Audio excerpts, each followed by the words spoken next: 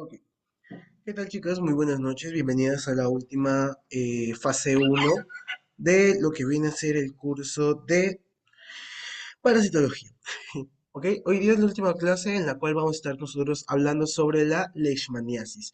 No vamos a tardar tanto en realidad porque muchos de los estadios que nosotros vemos aquí son muy parecidos a los que ya hemos visto en, por ejemplo, tripanosomiasis, que nosotros lo hemos visto el día de ayer. Así que no debemos de tardarnos mucho con respecto a esto. Muy bien, perfecto. Entonces vamos comenzando, ¿bien? Como les digo, si no han podido ingresar, su video y su material va a estar subido en el Drive y dejo constancia de que ya se avisó por el grupo. Las chicas que se queden únicamente en la fase uno, es decir, se han quedado exclusivamente ahí, em, las grabaciones estarán disponibles hasta lo que viene a ser final de semana 2. ¿Qué tal, Shami? Buenas noches. Ok, y las que se matriculen en el ciclo regular, evidentemente vamos a continuar con todas las clases los días viernes 8 p.m. y van a tener acceso a las grabaciones hasta que se termine el ciclo. Bien, entonces eso ya queda constancia en el video y también en el grupo de WhatsApp. Muy bien, Chamin, ¿qué tal? Vamos a estar haciendo leishmaniasis el día de hoy, ¿ok? Buenas noches. Muy bien, vamos a estar entonces haciendo leishmaniasis. Muy bien. Hablemos de leishmaniasis. Leishmaniasis es una parasitosis causada por diversas especies. ¿De quién? De Leishmania spp. Lo mismo que ocurría, por ejemplo, con malaria, ¿ok? Que no es una sola especie determinada la que causa esta enfermedad, como por ejemplo lo puede ser Ascaris lumbricoides para ascariasis, o por ejemplo, Taenia solium para neurocisticercosis, por ejemplo. En el caso de la leishmaniasis, puede ser causada por diferentes especies de leishmania, ¿ok? Entonces, para ello nosotros utilizamos la determinación SPP, que quiere decir que pueden ser cualquiera de, perdón, de las especies de este parásito. Bien, ahora, hemos de recordar que esta enfermedad, al igual que muchas que ya hemos visto, es una antropozoonosis, es decir, que puede pasar del humano a los animales o de los animales al humano, siendo los principales reservorios en el mundo actual los perros y las ratas. Bien, ellos son los principales reservorios. Ahora, hablando exclusivamente de lo que es la leishmania es un protozoario muy parecido, como les estaba mencionando, a lo que viene a ser los Trypanosoma cruzi, por ejemplo. Es un protozoario hemoflagelado y se le denomina precisamente hemoflagelado porque este parásito se flagela únicamente y exclusivamente en sangre. Muy bien. Ahora, sobre este SPP, se han encontrado más de 20 especies, o sea, son un montón de especies las que pueden causar esta enfermedad. Sin embargo, se les clasifica, por ejemplo, en aquellas que pueden causar una leishmaniasis cutánea y una leishmaniasis visceral. ¿Ok? La leishmaniasis cutánea, siendo que ya lo vamos a ver en las manifestaciones clínicas, afectaciones a nivel de la piel o de las mucosas, ¿ok? En el caso de una mucocutánea, puede ser causada principalmente por L. trópica en el Viejo Mundo, L. mayor, L. etiópica, L. mexicana y L. Perdón, y L. brasiliensis. Incluso aquí en Perú existe lo que es la leishmania peruviana. ¿Ok? La leishmania peruviana, al igual que las otras, puede causar una leishmaniasis cutánea aquí en Perú. Es por eso que a la mexicana y a la brasiliensis se les conoce como las del Nuevo Mundo. Y ya vamos a explicar un poquito mejor lo que es Viejo y Nuevo Mundo, ¿ok? De aquí a un momento se los explico. Por otro lado, para las leishmaniasis viscerales, ¿ok? Existe un complejo, o por así decirlo, un subgrupo de estas enfermedades que se pueden formar. Bien, en este caso, las leishmaniasis pueden ser de la especie Donovani, ¿ok? Es como, es como que, por ejemplo, yo te agrupo diferentes especies en uno mismo, ¿ok? Dentro de ellas existen, por ejemplo, la Donovani donovani, la Donovani shagasi o la Donovani infantum. ¿Vale? Es decir, que pertenecen dentro de un mismo grupo que es el complejo Donovani. Ellas son capaces de causar la leishmaniasis visceral. Bien, perfecto. Ahora, esa es una enfermedad que al igual que hemos visto con malaria, que hemos visto con Chagas, se transmite por vectores. ¿Te acuerdas, Shamin, o no sé si ya viste los videos de malaria y de Chagas, o todavía no los has visto? Bueno, de Chagas estuviste presente. Chagas estuviste presente. A ver, acuérdate, ¿cuál es el vector de Trypanosoma cruzi? ¿Cuál es el vector? Principalmente, a ver, más fácil todavía, aquí en Perú. ¿Cuál es el vector aquí en Perú?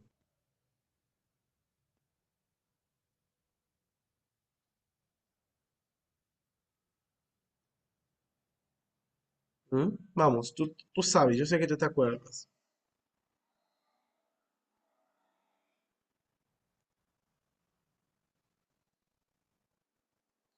A ver, te doy 5 segunditos más. Ah, a ver, dale. Empieza por T. Ahí te doy una pista. Empieza por T. Los triatomos. Muy bien. Específicamente, no, triatomos no, triatominos. Ok, específicamente aquí en Perú hablamos del triatomo infestans, por ejemplo. Bien, ellas son los chinches, las chirimachas, ¿no? ¿Vale? Entonces siempre nunca te olvides de eso. De malaria es el caso del mosquito Anopheles hembra. ¿Vale? Nunca, nunca se olviden de eso porque esa es una pregunta fija que les hacen a ustedes en sus exámenes de parasitología.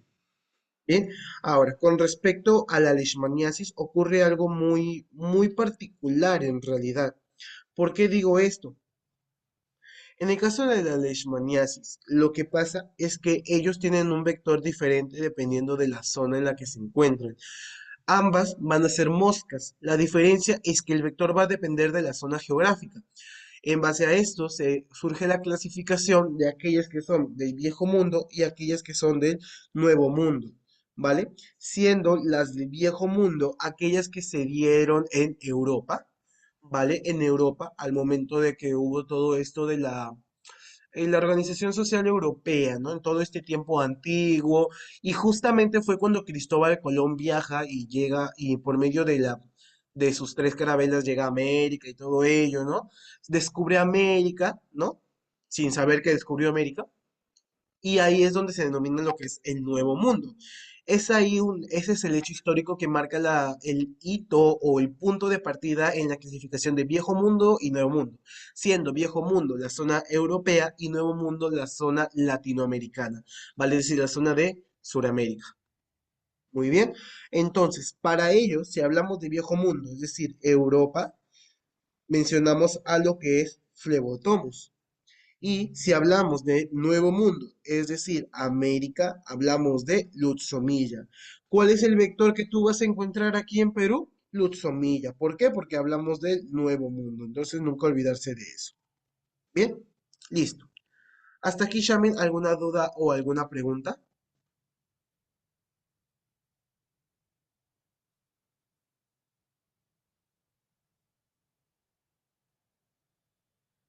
Todo claro, perfecto. Muy bien. Sigamos. Perdón que ya hoy día ya me estoy curando y queda ese rezago de mi garganta, pero sí se me escucha más serio de lo normal es por mi voz en realidad. Bien, ahora, con respecto a la taxonomía, ¿vale? Yo nunca se las coloco, no es importante tampoco en realidad, solamente lo único resaltante aquí es que pertenecen a la clase y orden Kinetoplastia y Kinetoplastia, ¿vale? Que básicamente es porque poseen cinetoplasma. Bien, eso ya lo, sí, ya recién me ha pasado por eso, ¿vale? Entonces, género Leishmania y especie, todas las que ya hemos visto, ¿no? Brasiliense, peruviana, Donovani, ok, entonces todo ello va a estar ahí clarito. Muy bien, sigamos. Hablemos de los estadios evolutivos. Empecemos con el promastigote. Aquí sí es promastigote. No se acuerden y por si acaso les vuelvo a recordar, en tripanosoma es tripomastigote. Aquí sí hablamos del promastigote propiamente. ¿Ok?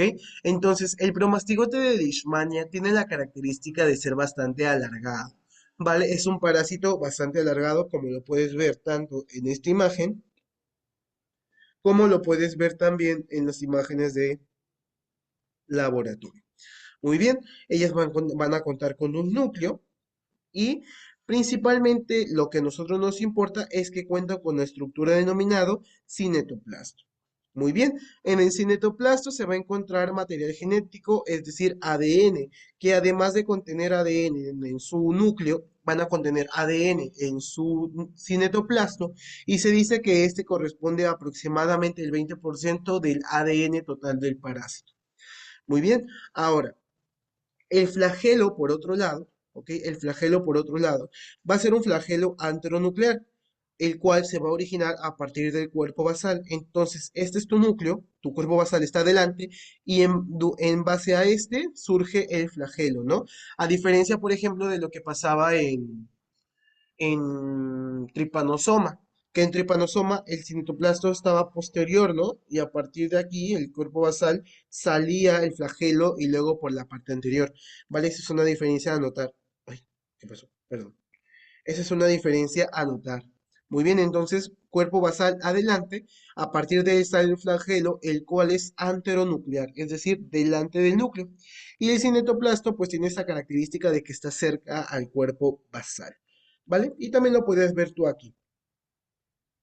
En la muestra de laboratorio de la universidad, al menos en la de Norte, ¿vale? Ahí encontramos algo diferente. Exacto, parece una hoja alargada. Ahí encontramos algo diferente.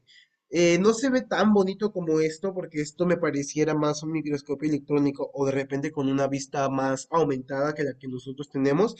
En los de la universidad se ve algo así, y no les voy a mentir, se lo juro. Literalmente se ve así. Parecen un montón de palitos, ni siquiera se ve el núcleo. Pero pues ahí más o menos van a tener que tratar de reconocerlo. Muy bien, más bien les voy dejando de tarea.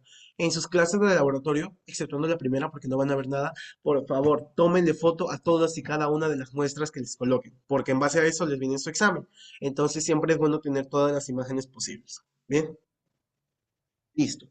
Y eso es en realidad con respecto al promastigote. No hay mucho que nosotros podamos mencionar aquí. ¿Todo bien? ¿Todo claro? De las características morfológicas. Muy bien. Ahora, antes de que se me olvide, aquí el bromastigote, este bromastigote va a surgir en el vector, ¿ok? Va a surgir en el vector, ya lo vamos a ver en el ciclo de vida. Pero para que más o menos se den una idea, ¿vale? Para que se den una idea, el promastigote puede pasar de ser un promastigote procíclico, ay, perdón, un promastigote procíclico, ¿ok? A un promastigote metacíclico, ¿ok? Pasa de pro a meta. Esto ocurre dentro del vector, ¿ok? Dentro del vector. Y es el metacíclico el que te infecta a ti, ¿vale? Es decir, el promastigote metacíclico es el que ingresa al humano, que al día de hoy se menciona que ya no debemos de marcar esta diferencia de promastigote metacíclico porque en Leishmania no hay un promastigote sanguíneo, ¿no? Como pasaba en tripomastigote sanguíneo como con trypanosomiasis. Aquí no. Entonces, simplemente se lo menciona porque este parásito termina de madurar dentro del vector y pasa de ser pro a meta, ¿vale? Es simplemente un tecnicismo que se dice. Bien, depende mucho del profesor. A mí sí me gusta especificar que es metacíclico, pero si tu profesor te dice, no, tú me tienes que decir promastigote a secas, ponle promastigote a secas. Porque, pues, en realidad sí, bueno, simplemente es un promastigote que ha terminado de madurar. ¿Listo? Muy bien. Ahora con los amastigotes, son bastante parecidos a los de Trypanosoma, igual. Estos son aflagelados, son redondeados, cuentan con un núcleo, también tienen su cinetoplasto, ¿ok? También tienen su cinetoplasto, y como ya te mencioné, pues cuenta con esto de que no tiene flagelo, ¿no? Sino simplemente queda con el axonema, que el axonema es, por así decirlo, como la parte inicial del flagelo, ¿vale? Es como un residuo que queda de este cuando es exflagelado, ¿bien? Y ya, no hay mucho que mencionar. Ahora, con los amastigotes pasa algo muy particular, ¿vale? Y es que ellos, a diferencia de, por ejemplo, lo veíamos en los tripomastigotes que invadían tejido muscular, por ejemplo, en la leishmaniasis no ocurre esto, sino que lo que pasa es que nosotros encontramos esto ¿dónde? En las células del sistema fagocítico mononuclear, ¿ok? El SFMN, que a mí me gusta mucho ese nombre, ¿ok? El sistema fagocítico mononuclear, básicamente, para no confundir los macrófagos, eh, van a ser atacados por esta enfermedad. Muy bien. Entonces, eso es lo particular. Es decir, vamos a encontrarla dentro de los macrófagos. En un microscopio, de repente, normalmente a ti te van a mostrar una celulita y este es su núcleo, ¿ok? No pienses que esto es la célula, este es el núcleo de la célula. Y cada uno de estos puntitos, ¿ok? Cada uno de estos puntitos que tú estás viendo por acá son amastigotes que están invadiendo el citoplasma, ¿ok? Porque todo esto que está aquí es el citoplasma, ¿ok? Perfecto. Y ahora sí, podemos hablar del ciclo de vida. Vamos a hablar de esta imagen, esto nomás, ¿no? Y luego vamos al paso a paso. ¿Por qué digo esto? Porque en el vector pasa algo chistosito. Mira, dentro del mosquito hembra, a ver, ¿cuál es el vector de la leishmaniasis en Perú? Si te hablo yo de Perú, a ver, ¿cuál es el vector de la leishmaniasis, Shamin? A ver, dime. Hay opciones, flebotomia Plasmita. o Lutzomilla. Muy bien, perfecto. Entonces, dentro de Lutzomilla, cuando éste ha succionado sangre de una persona infectada, va a absorber a este macrófago que tenía a mastigotes, ¿no? Como te mostré hace un momento. Y eso se van a liberar ¿dónde? En el intestino. En el intestino, ¿ok? Los amastigotes se van a convertir en promastigotes procíclicos, ¿vale? Como te había dicho. Y estos van a empezar a multiplicarse o dividirse por mitosis mediante el proceso que se llama fisión binaria, ¿vale? Se empiezan a multiplicar. Una vez que se están multiplicando, eh, van a convertirse de promastigotes procíclicos a promastigotes metacíclicos y ellos van a llegar hacia la cavidad bucal del parásito, en este caso por la válvula faríngea, llegan a la cavidad bucal y al momento de la picadura, ¿ok? Al momento de la picadura, estos promastigotes metacíclicos van a ingresar al humano. ¿Ok? Que en realidad estos no son mosquitos, específicamente son moscas de arena, como se les menciona, sino que estas moscas de arena tienen la capacidad de picar, ¿vale? Así que sí son más moscas. Algunos dicen mosquitos, pero en realidad son más moscas. Es lo que te dicen los libros de teoría. Ahora, vamos a ver qué pasa dentro de... Vamos a ver qué pasa dentro de el humano, ¿ok? Miren acá. Cuando la persona está por ahí caminando muy tranquilamente, va a venir un mosquito. En el caso de Perú, Lutzomilla, ¿no? Que si queremos ser más específicos, Lutzomilla. Bien, dentro de ellos van a inyectar a qué cosa? A los promastigotes metacíclicos o simplemente promastigotes, como yo te estoy diciendo. Entonces, estos metacíclicos van a ingresar al humano, ellos son la forma infectiva, y en la sangre, ¿ok? En la sangre, como tú sabes, hay células de defensa. Dentro de ellas hay muchas, están por ejemplo el neutrófilo, están por ejemplo los macrófagos, los eosinófilos, pero los que a nosotros nos importan en el día de hoy son aquellos que pertenecen al sistema fagocítico mononuclear, ¿ok? Que a grandes rasgos yo te puedo mencionar tres, que son los macrófagos, ¿ok? Los macrófagos, las células dendríticas y perdón, y las células de Langerhans. ¿Ok?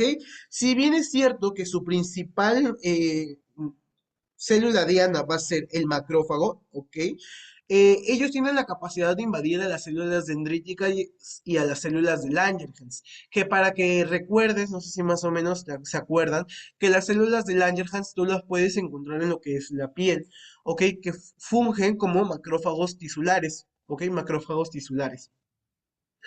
Ahora, al fungir como macrófagos tisulares, ahí en la piel tú vas a encontrar precisamente entre muchas de sus capas, vas a encontrar a las células de Langerhans que básicamente son macrófagos tisulares y tienen la capacidad de invadir a estas células de Langerhans. Y es por eso que se explica una de las manifestaciones cutáneas, ¿ok?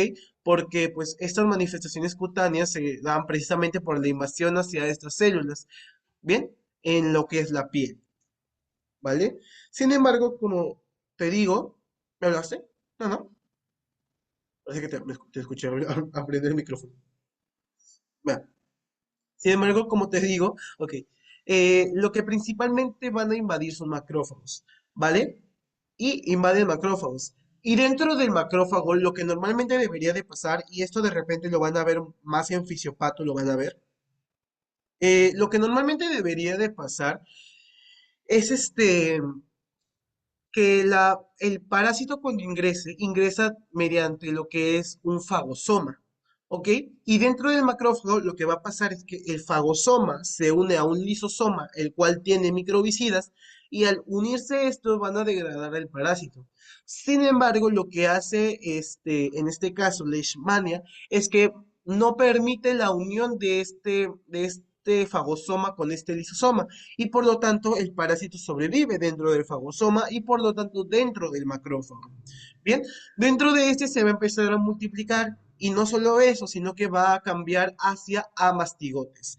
Ok, ahora son amastigotes, que era lo que vimos hace un momento, ¿no? ¿Te acuerdas? Te dije, los amastigotes se encuentran dentro de las células del sistema fagocítico mononuclear y están ahí, ¿no? Se quedaron adentro, ¿ok? Luego, estos macrófagos se encuentran en sangre. Obviamente, ahí están en sangre, ¿vale? Pero ¿qué pasa, por ejemplo, si ellos deciden escapar?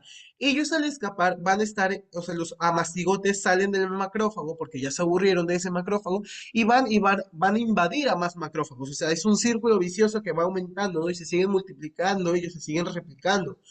Pero no contento con ello, él dice, ya me cansé de la persona, ya no quiero estar dentro de esta persona. Ah, me quedo en el macrófago con el objetivo de que ahora venga dentro de mi misma persona, venga este mosquito, ¿vale? Venga este mosquito y me lleve de paseo, tal cual un taxi, y se lo lleva, ¿vale? Y todo ello es el ciclo, en realidad, de Leishmania. No hace mucho, pero ataca tu sistema inmunológico. Y mira, te lo pongo acá, ¿no? Ingresa el bromastigote metacíclico que va a invadir a los macrófagos, granulocitos, ¿ok? Y están dentro, y dentro de ellos se convierten en amastigotes, los cuales se van a multiplicar, ¿vale? Y luego van a lisar al macrófago y van a escapar, y van a infectar a más macrófagos. O si no, se quedan dentro de este macrófago con el objetivo de que el mosquito, cuando vaya a alimentarse, porque él requiere de sangre, ¿ok? Por eso es un hematófago, él requiere de sangre, se lo lleve y pase todo lo que ya te expliqué hace un momento, ¿no? Y se repite el ciclo, ¿vale? Muy bien. Ay, me pasé mucho. Ahora sí, hablemos de las manifestaciones clínicas. ¿Quedó claro el ciclo de vida, Shami? ¿Todo bien? ¿Todo claro?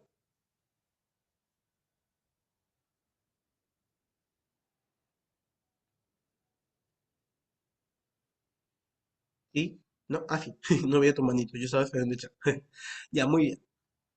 Como te dije, las manifestaciones van a depender de la especie de Leishmania, ¿vale? De la especie de Leishmania, yo ya te expliqué en las diapositivas anterior, por ejemplo, que las del complejo Donovani van a cometer lo que es la leishmaniasis visceral, ¿no? O de repente, leishmaniasis mayor o leishmaniasis brasiliensis causan lo que es la cutánea en el Nuevo Mundo, ¿no? Y así, ¿bien? O mayor en el Viejo Mundo. Ya, muy bien. Entonces, lo que pasa aquí es esta infección, es este daño que ocurre por estos parásitos. La primera de las manifestaciones es la manifestación cutánea. La manifestación cutánea, ¿ok? Puede ser de dos tipos. Puede ser una localizada y una difusa, ¿ok? Una leishmaniasis cutánea localizada y una leishmaniasis cutánea difusa. ¿Cómo ocurre la leishmaniasis cutánea localizada? Eso es muy sencilla en realidad.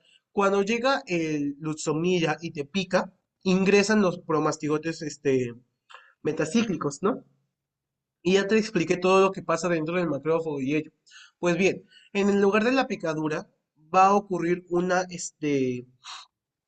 en el lugar de la picadura va a ocurrir una lesión, una roncha literalmente, que en realidad es una úlcera, ¿no? Que es esto de acá, perdón, que es esto de aquí, mira. Se forma una úlcera, la cual es con bordes elevados, edematosa, ¿ok? Con centro necrótico. Y todo estaría bien, al menos hasta ese punto, ¿vale? Todo estaría ok. Eso se va a resolver, al menos la lesión se va a resolver en aproximadamente 2 meses, ¿ok? Ese es el caso. Pero, ¿qué pasa si, por ejemplo, la picadura no ha ocurrido en una zona como lo que es un brazo o la mano, que son los lugares más comunes, sino que te pica en el oído. No se conoce el porqué de esto, sin embargo, cuando esta úlcera se da en lo que es el pabellón auricular, en toda esta zona de aquí, esta úlcera es irreparable y de hecho es progresiva y crónica. ¿Vale? Es progresiva y crónica que no se va a resolver a pesar del tratamiento y se le conoce como la úlcera del chiclero, ¿ok? ¿Por qué? Porque tiene esa apariencia como de chicle, ¿no? Como de que está todo magollado, todo masticado, destruido, ¿vale?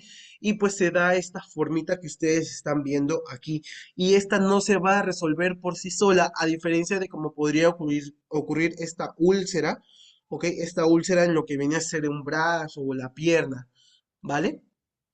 Muy bien. Ahora, en el caso, por ejemplo, de que el sistema inmunológico de la persona sea insuficiente, ¿vale? En el caso de que el sistema inmunológico de la persona sea insuficiente, la leishmaniasis cutánea puede pasar de ser localizada a ser difusa, ¿vale? De esta forma, como el parásito no hay quien lo detenga, no hay más macrófagos, no hay más neutrófilos, el sistema inmunológico está comprometido de repente por una persona con VIH, ¿vale?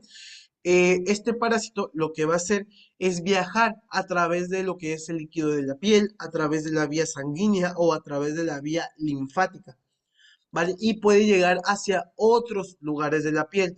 Por, ¿Qué significa eso? Si, por ejemplo, la lesión inició en tu brazo, puede extenderse hacia tu hombro, tu abdomen, espalda, piernas, etcétera, ¿vale? Porque no hay quien lo detenga. Perdón. Entonces ocurren estas lesiones mismas que se veían acá, ahora ocurren aquí, pero las lesiones que se extienden van a ser de tipos nodulares.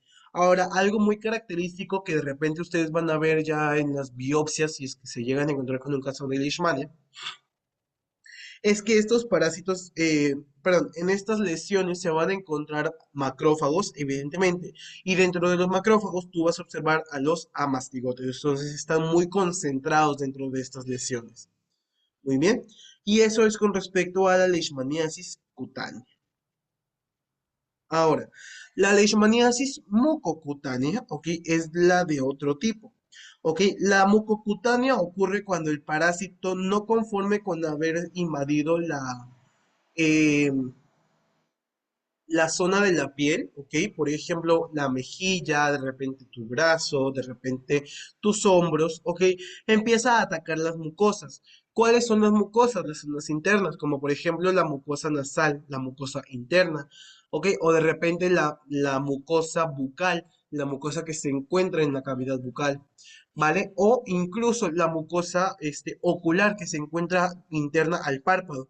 Bien, dentro de ellas la lesión va a ser más evidente y va a ser incluso más peligrosa, ¿vale? ¿Por qué? Porque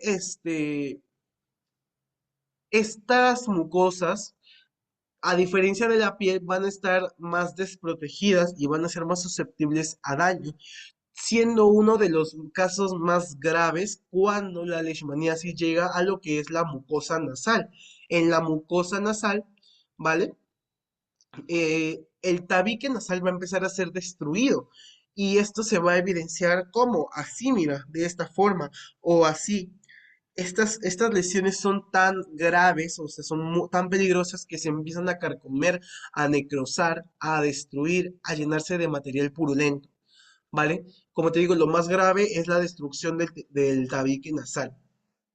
Pero claro que tú vas a tener una inflamación en el ojo, en lo que es la parte interna de las mejillas, de los cachetes, pero en la cavidad bucal, además de lo que ya te mencioné, ocurre algo muy particular y es que se forma un signo que se denomina la cruz de Escomel. No sé si tú aquí más o menos llegas a observar como una cruz, mira, algo así como una cruz dentro de la cavidad bucal, ¿ok? Dentro de esa mucosa, a ese signo se le conoce como la cruz de Escomel y se reconoce cuando la leishmaniasis ha llegado a lo que viene a ser la cavidad bucal, que es la parte más interna. Bien, hasta leishmaniasis mucocutánea, ay, perdón, ay, Yo no sé. Hasta lo que es la leishmaniasis mucocutánea está todo bien, Shami. Muy bien. Perfecto. Ay, por cierto, mañana viajo a Lima. Ya mañana viajo. Llego el domingo, por fin. Muy bien. Vamos con la visceral. ¿Ok? Bien. La visceral es causada por el complejo Donovani, ¿no? Eso ya se los expliqué. Ahora, se le denomina precisamente visceral porque las manifestaciones llegan a los órganos, ¿vale? En la India, a la leishmaniasis visceral se le denomina como el Kala-Azar o la fiebre negra. ¿Ok? En realidad la fiebre negra se dice porque esta enfermedad es de las personas de la India que tienen la piel oscura, pero no es como tal tan conocida así. De repente sí la vas a encontrar en todas las literaturas, en la gran mayoría la vas a encontrar como Kala-Azar, ¿vale? Que es el término que se le acuñó en la India.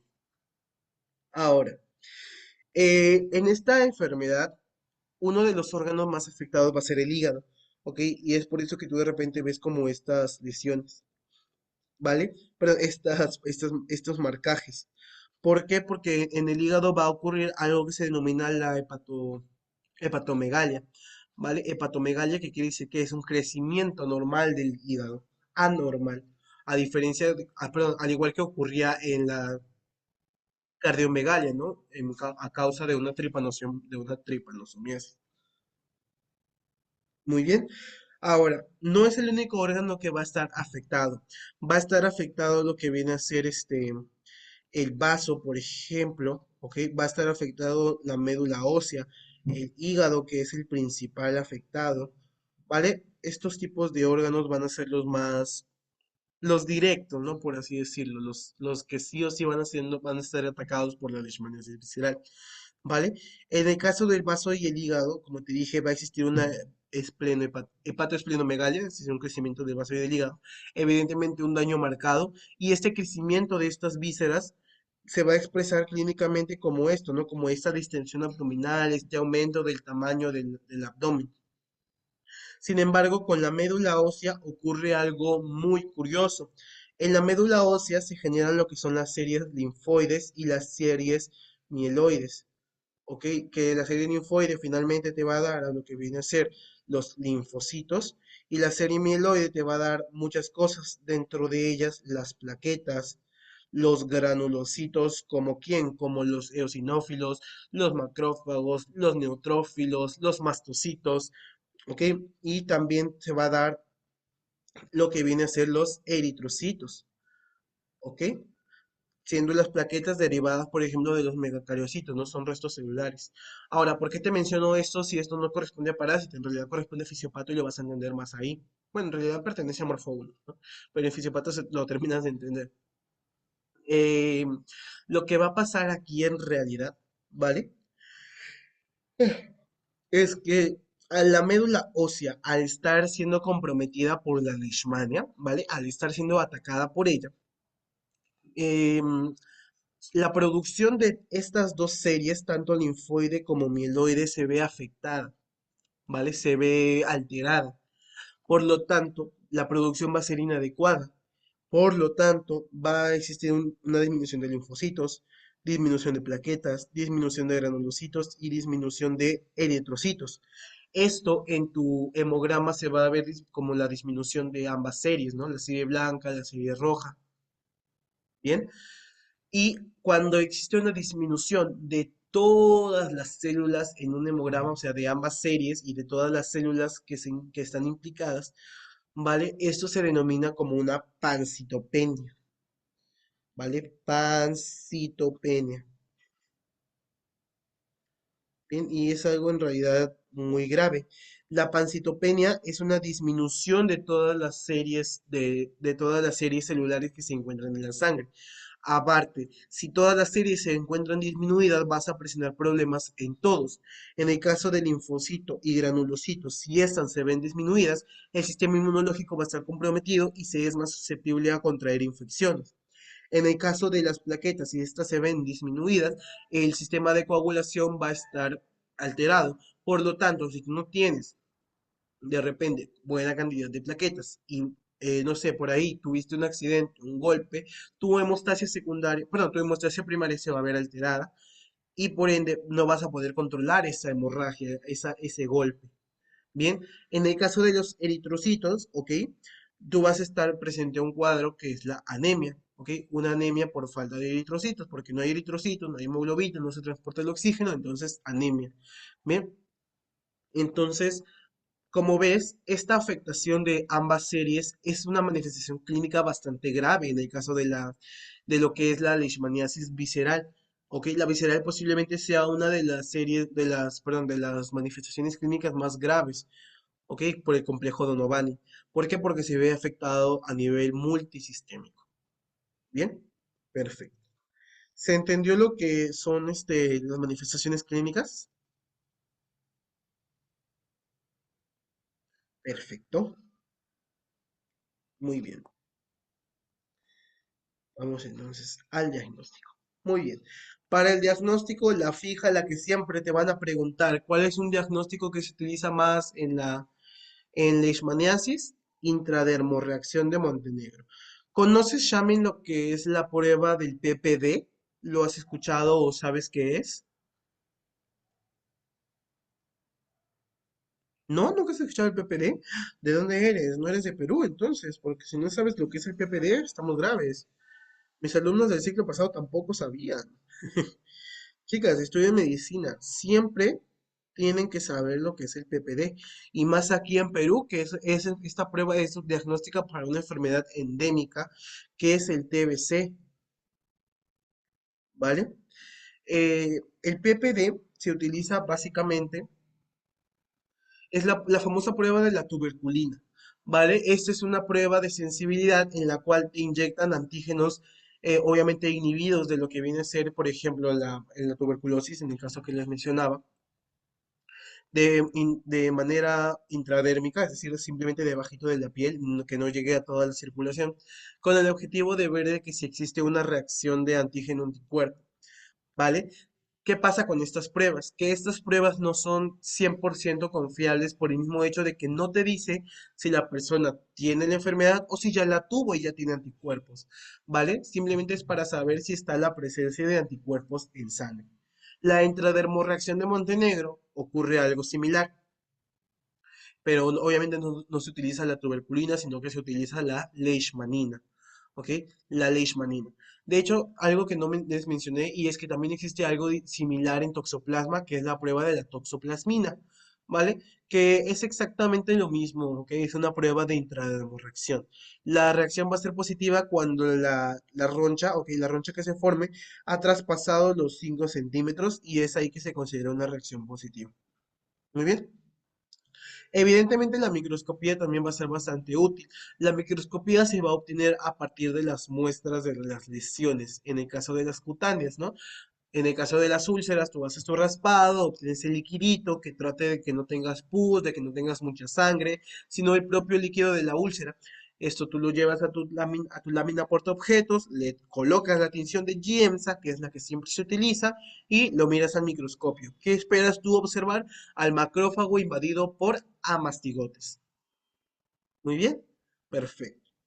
¿Qué más puedes utilizar para diagnosticar?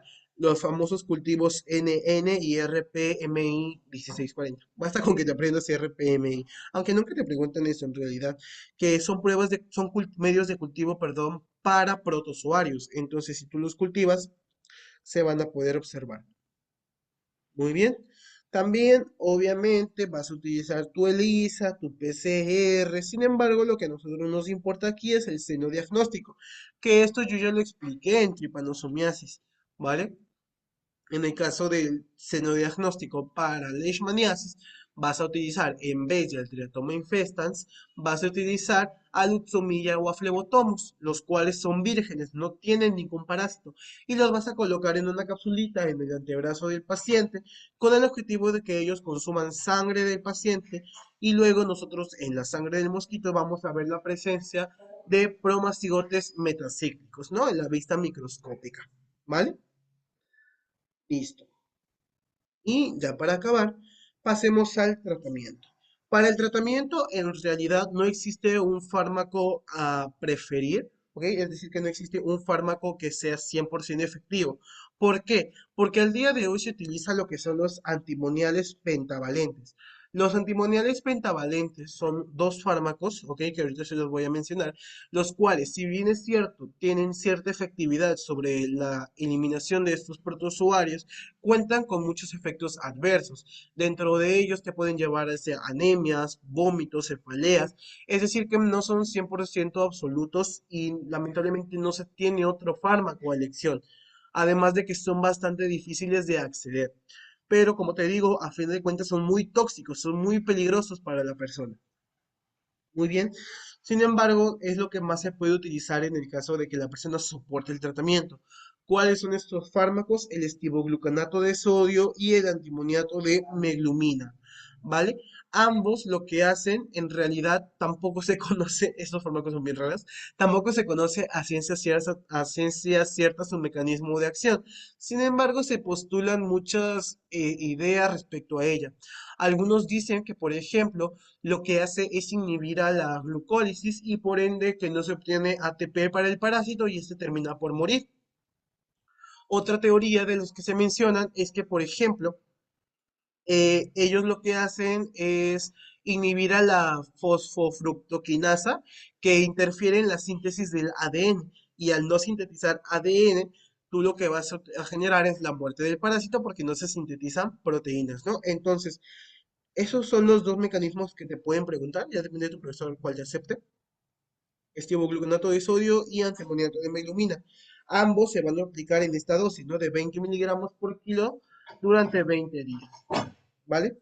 Sin embargo, en el caso de que la persona no acepte ese tratamiento o no lo soporte, existen alternativas. Uno de los más comunes es la anfotericina B.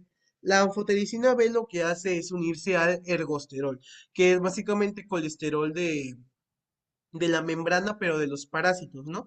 Y lo que va a hacer ella es que se va a unir a este ergosterol, ¿vale? Se va a unir a este ergosterol y lo que va a generar ello es que lo va a secuestrar y va a formar poros en la membrana.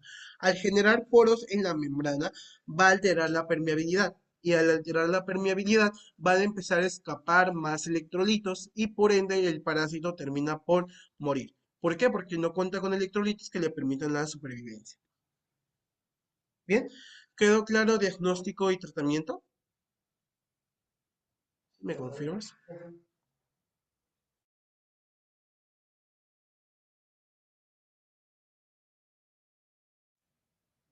Ok. Ya, listo, Shami. Entonces, ya con eso hemos terminado la última clase de la fase uno. Bien, ¿alguna duda o alguna pregunta, algo que necesites aclarar de Leishmania? Como ven, los últimos dos temas son bastante cortos, ¿no? Sus ciclos de vida no son tan complicados.